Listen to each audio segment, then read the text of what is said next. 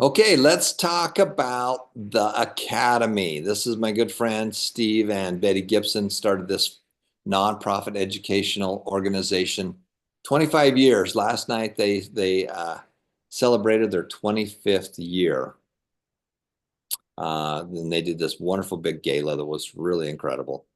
And they've got thousands and thousands of students. They've got 1,000 chapters, and these chapters do teach you about money, and they do it on a face-to-face basis. And it's very, very, so they have a whole group of people that it's designed as a chapter. And it fits right hand in hand with what we do because, we do this a little bit more high tech. So you can do it on your phone. You can do it networked on your phone and your computer. They do it face to face. And so we love what they do. Our goal is to get you the education, the information any way that we can. It's a different method of learning. So I want to bring Kurt out, and we're going to be talking about the Academy for Creative Enterprise. So if Kurt's available, let's go ahead and let him take it away.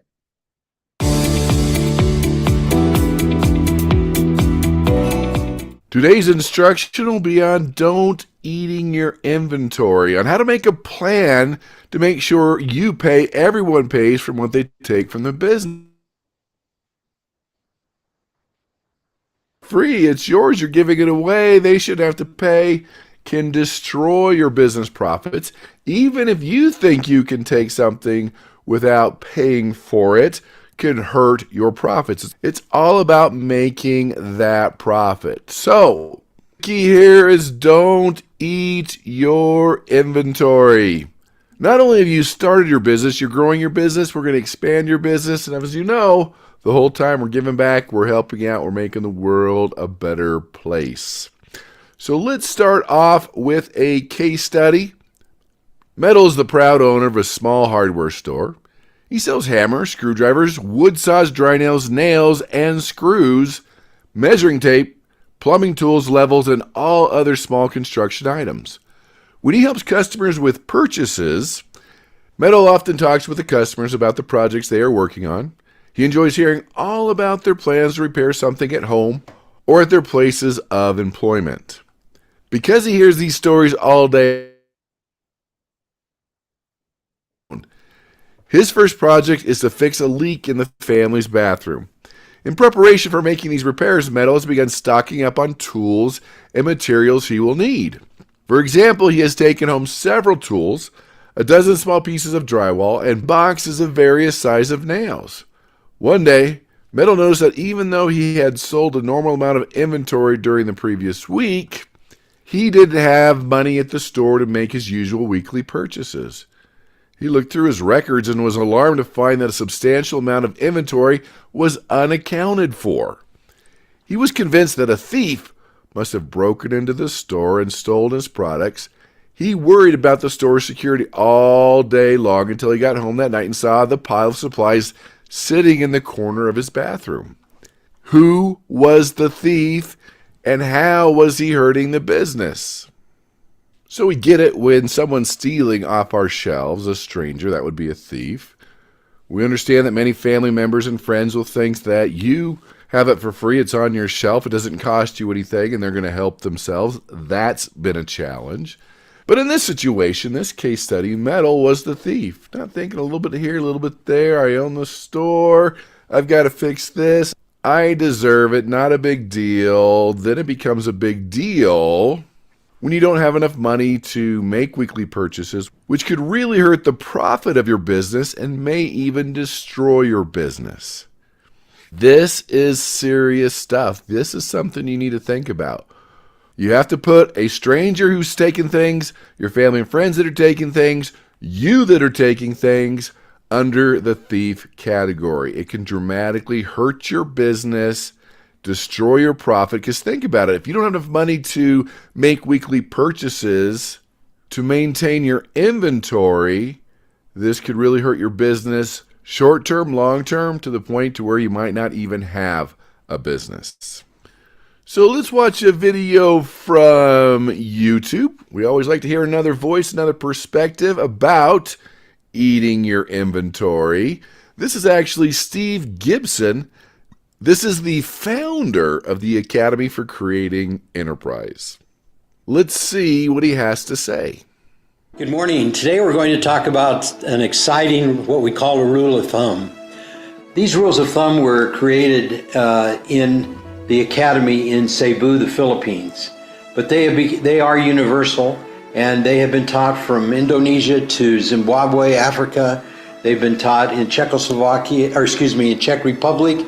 They've been taught in Mexico, Peru, the Philippines. They're very basic and important rules of thumb. Today we're going to tell you about Brian Villegas. Brian Villegas was the young man who helped us write one of our most famous and fun rules of thumb. It all happened when Brian was a janitor at the Academy for Creating Enterprise, which is a school for young people in the Philippines. He, as a janitor, he was more than a janitor though, because he was selling candies to the students. And every day during the breaks, he was out selling candy. And one particular day at the end of class, as I was leaving campus, I saw Brian and his cheeks were full of candy themselves. I said, "Brian, what are you eating?" He said, "I'm eating my inventory." And from that experience with Brian became a rule of thumb that I'm going to explain to you right now and why it happened. You see, Brian sold candies to all the students, but the students didn't pay because he sold on credit. And he was very discouraged, and that's why he was eating his inventory. So the next day in the classroom, we got the students together, and Brian came in, and we told the students the situation. We told them about Brian eating his inventory, and the class wrote the rule of thumb called "Don't Eat Your Inventory." As crazy as that sounds, many, many small businesses in small developing countries start out in the food business because they feel that if they can't sell the food, at least they can eat the food. We don't start businesses to eat our inventory. And so therefore, from this experience with Brian Villegas came the very famous rule of thumb, don't eat your inventory. We don't want you to eat your inventory. We don't want you to consume the products that you buy for the business. Thank you very much. There you go, the storied example of someone who did not follow this rule of thumb and got into trouble. That's just how it happens. It seems so simple. A little here, a little bit there, a little bit here. It's been called thin slicing. You're like, well, what's that mean? Well, it's a negotiation term where people thin slice, let's say it's a roast, a little bit at a time, a little bit at a time, and eventually they have the whole thing. And that's what happens here. People take a little bit at a time. You do, maybe a stranger does. All of a sudden, they have the whole thing, the whole roast, the whole piece of meat. So heed Steve Gibson's warnings here. Very important that you understand this principle because it happens to everybody. So let's get into the expert advice. No matter what the business makes or sells, consuming inventory rather than selling it takes inventory and money out of the business and will kill the business quickly. As a business owner, your intent when you buy products is to sell them at a higher price and make a profit. Any deviation from this very basic business plan can lead to disaster. In order to overcome this tendency, you need to establish a firm policy with yourself and with your loved ones. Remember those family and friends, or anyone that wishes to obtain goods from the business must purchase them in the same way that normal customers do. Because you're also going to be surprised here, just neighbors, even strangers, are going to ask for a better deal, get it on credit. They'll pay you when they have the money. You cannot run a business that way.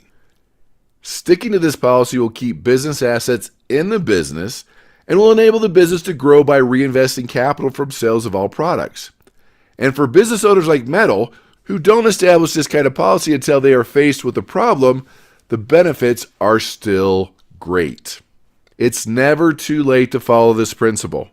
If you do, you will immediately be rewarded with increased profits and greater financial stability in your personal life and your business. So you can see why you don't want you, family, friends, neighbors, strangers to steal from you, to be the thief. I know you have a good heart. You want to give back. You want to help out. You can do that later, but right now, as you grow your business and expand your business, you cannot let people take your profits away because then you become stuck, can't grow, and it might even destroy your business. Again, I'm glad you're nice. It's okay to be nice, but if you're nice now, you can't be nice later.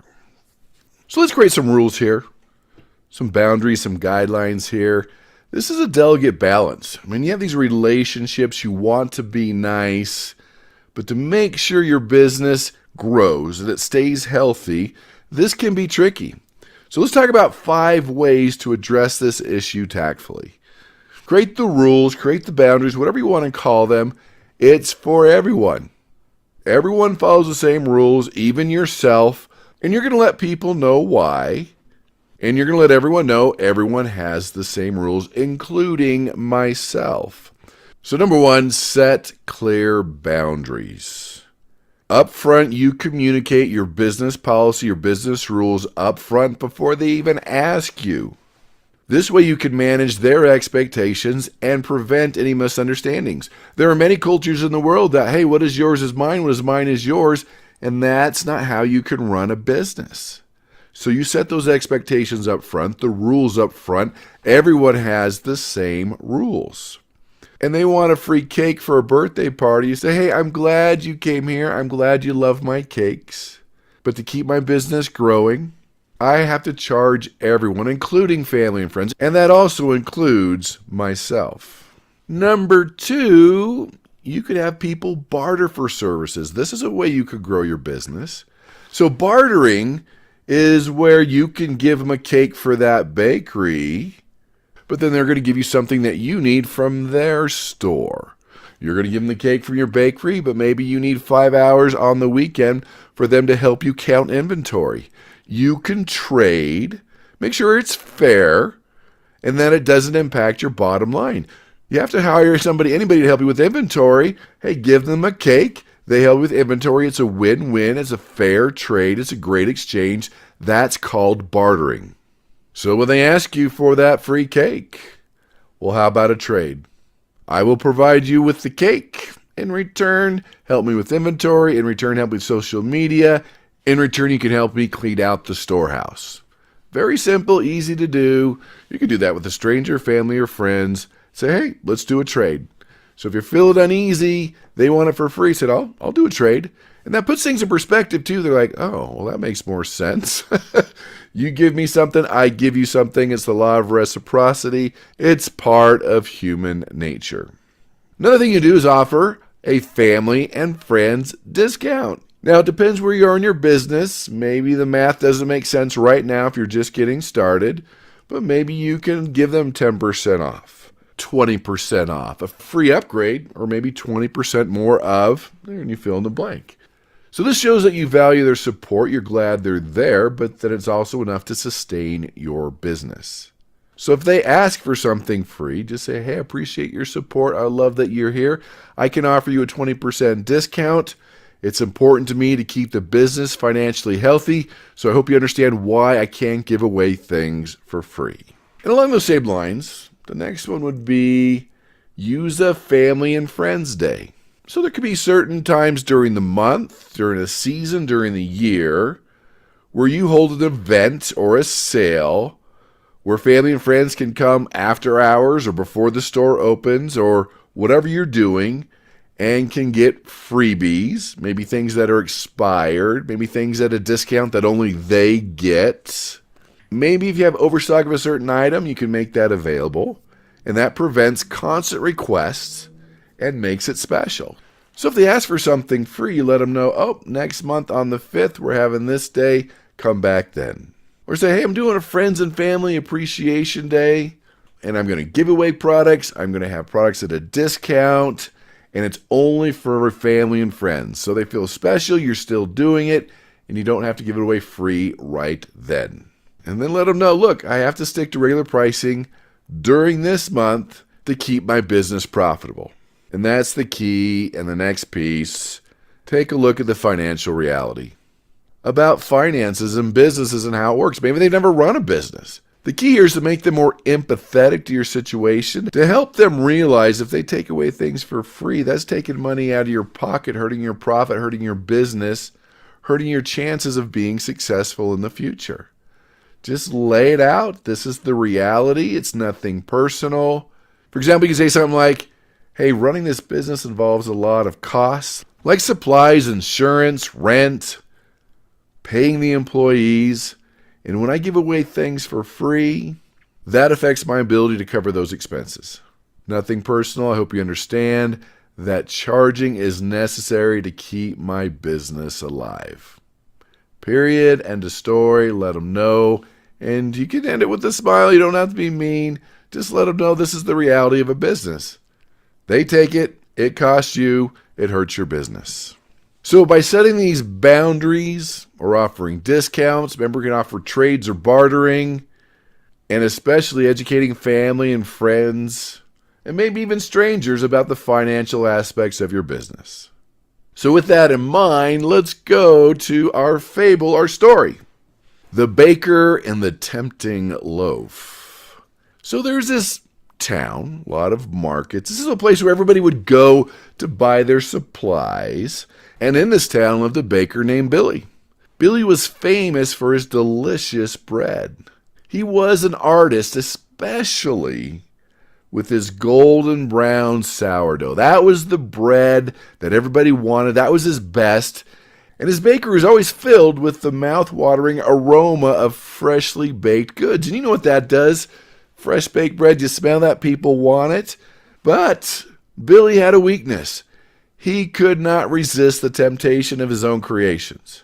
Every morning before the market opened, he would indulge in a slice or two of the most delicious loaf he had baked.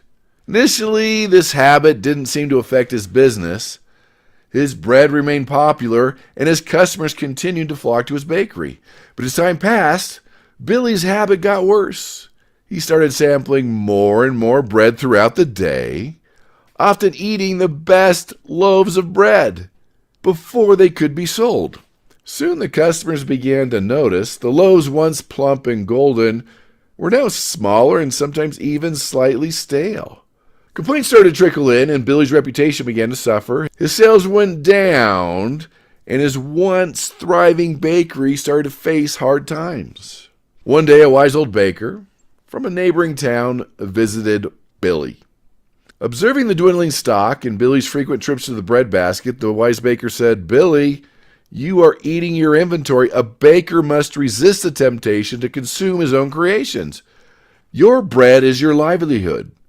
It's meant to nourish others, not yourself." Billy, ashamed, realized the truth of the old baker's words. He vowed to resist the temptation, focusing on baking the finest bread and ensuring that his customers received the best quality. He started sampling only the smallest, least appealing loaves, saving the best for the customers. Slowly but surely, Billy's reputation was restored. His bread regained its former glory, and customers returned in droves. Billy learned a valuable lesson. Just as a farmer must not eat all his seeds, a business owner must not consume the very products that sustain their business. So what can we learn? Eating your inventory, you, family, friends, strangers, doesn't matter, depletes the resources that are critical for the success and growth of your business. So remember, it's critical here. Set up the boundaries, those guidelines. Have self-discipline and self-control. Set your priorities now that you can sustain and grow your business instead of that immediate personal gratification. So what's your homework? All right. So on a piece of paper, your phone, an app, doesn't matter what it is, write out, "I will do the following so that no one, including myself, family, and friends, will steal from my business." And then just set the rules. Here are the rules, here are the boundaries, here are the guidelines that everyone follows, including myself, and then just sign it. It's a contract to yourself. Put it out there. So there you have it. Rules of thumb. Don't eat your inventory. For the Academy of Creating Enterprise, don't eat your inventory. Do your homework. Make it happen. Grow your business. Change your life, and that will change the life of your family. Thanks again, Kurt. And again, a big thank you to Stephen and Betty Gibson, who are the founders of the Academy for Creating Enterprise. They just celebrated 25 years as a nonprofit foundation, and we're just grateful for them for having us and using the materials that we have to get out their wonderful message. It's a big part of what you do, guys. We got to figure out how to make more money.